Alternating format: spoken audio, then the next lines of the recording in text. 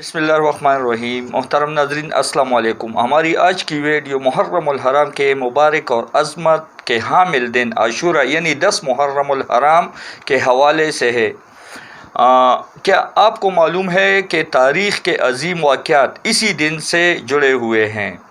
اس دن یعنی 10 محرم الحرام کو ہی آسمان، زمین، قلم اور حضرت آدم علیہ السلام کی پیدائش ہوئی۔ اسی دن حضرت آدم علیہ السلام کی توبہ قبول ہوئی۔ محترم ناظرین، محرم کے 10 تاریخ کو حضرت نوح علیہ السلام کی کشتی ہولناک سیلاب سے محفوظ ہو کر کوہ جودی پر لنگر انداز ہوئی تھی، اور اسی طرح اسی دن عاشورہ کے دن ہی حضرت ابراہیم علیہ السلام کو خلیل اللہ بنایا گیا تھا اور ان پر آگ گل گلزار ہوئی تھی۔ اس کے ساتھ ساتھ اسی دن حضرت اسماعیل علیہ السلام کی پیدائش ہوئی تھی، اور اسی دن حضرت یوسف علیہ السلام کو قید سے رہائی نصیب ہوئی اور مصر کی حکومت ان کو ملی۔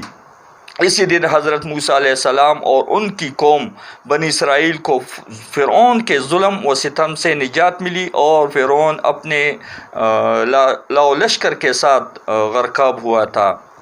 اسی طرح حضرت موسیٰ علیہ السلام پر توریت نازل ہوئی تھی، وہ بھی محرم کا 10واں دن یعنی عاشورہ کا دن ہی تھا۔ اسی دن حضرت سلیمان علیہ السلام کو بادشاہت واپس ملی تھی۔ اور محترم ناظرین، اسی کے ساتھ ساتھ عاشورہ کے دن یعنی محرم الحرام کے 10ویں دن حضرت ایوب علیہ السلام کو سخت بیماری سے شفا نصیب ہوئی، اور حضرت یونس علیہ السلام کو 40 روزہ مچھلی کے پیٹ میں گزارنے کے بعد جب رہائی ملی یعنی واپس نکالے گئے، وہ بھی محرم الحرام کا 10واں روزہ اور عاشورہ کا دن تھا۔ اسی کے ساتھ حضرت عیسیٰ علیہ السلام کی پیدائش بھی اسی محترم دن قابل عزت دن کے دن ہی ہوئی تھی۔ اس کے ساتھ ساتھ حضرت عیسیٰ علیہ السلام کو یہودیوں کے شر سے نجات دلا کر آسمان پر اٹھایا گیا تھا، وہ بھی محرم الحرام کا 10واں دن تھا۔ ساتھ ساتھ میں محترم ناظرین، اسی دن 10 محرم الحرام کو اس دنیا میں پہلی باران رحمت نازل ہوئی، اور اسی دن 10 محرم الحرام یعنی عاشورہ کے دن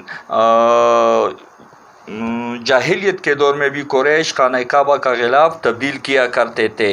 اسی دن آقا نامدار حضرت محمد صلی اللہ علیہ وآلہ وسلم کا نکاح حضرت خدیجۃ الکبریٰ سے فرمایا گیا تھا۔ اور محترم ناظرین، اس کے ساتھ ساتھ اسی دن سید الشہداء حضرت امام حسین رضی اللہ تعالی عنہ کو کربلا میدان میں شہید کیا گیا تھا۔ اور محترم ناظرین، آپ کے علم میں اضافہ فرمانا پسند کریں گے کہ اسی دن اللہ تعالیٰ کا فرمان ہے کہ محرم کے 10ویں تاریخ کو قیامت کا نزول ہوگا۔ اس کے ساتھ ہی واحد زمان آپ سے اجازت چاہتا ہے۔ اللہ حافظ۔